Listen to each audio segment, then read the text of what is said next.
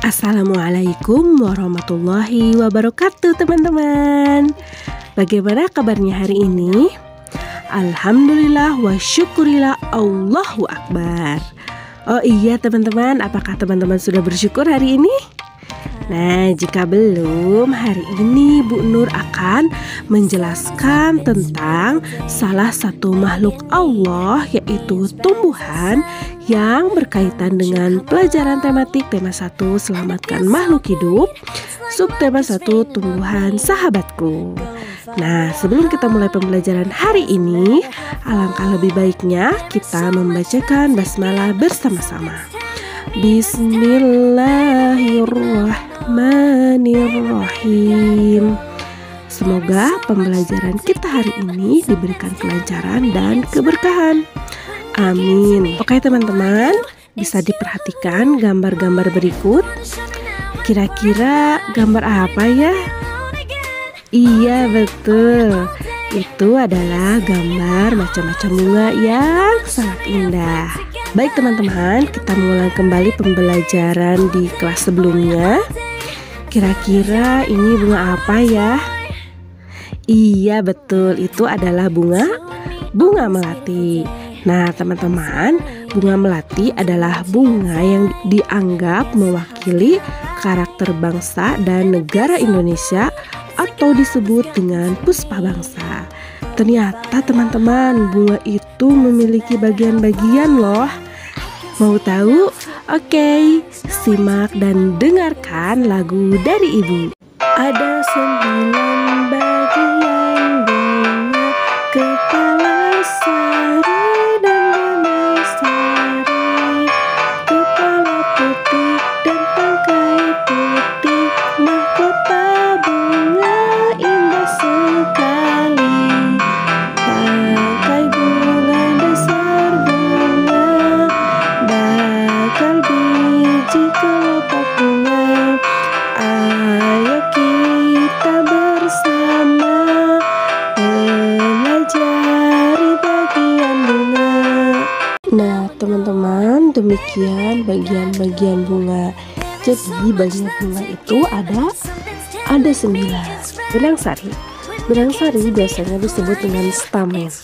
Nah, benang sari ini merupakan alat kelamin jantan pada bunga yang digunakan sebagai alat perkembangbiakan.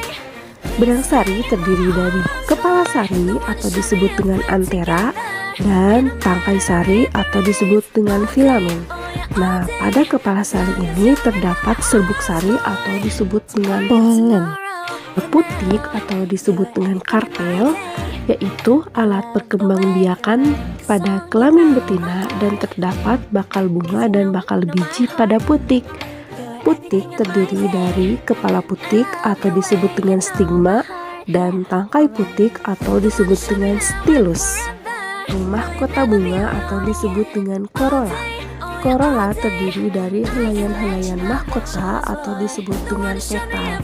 Nah, mahkota bunga merupakan bagian bunga yang paling indah, memiliki beraneka ragam warna yang menarik. Dari warna yang beraneka ragam itulah akan membuat banyak serangga mendekat dan terjadilah proses penyerbukan. Kelopak bunga atau disebut dengan sepal. Kelopak bunga adalah bagian bunga yang berfungsi untuk melindungi dan menyelimuti mahkota saat bunga masih kuncup. Dasar bunga atau disebut dengan reseptakel.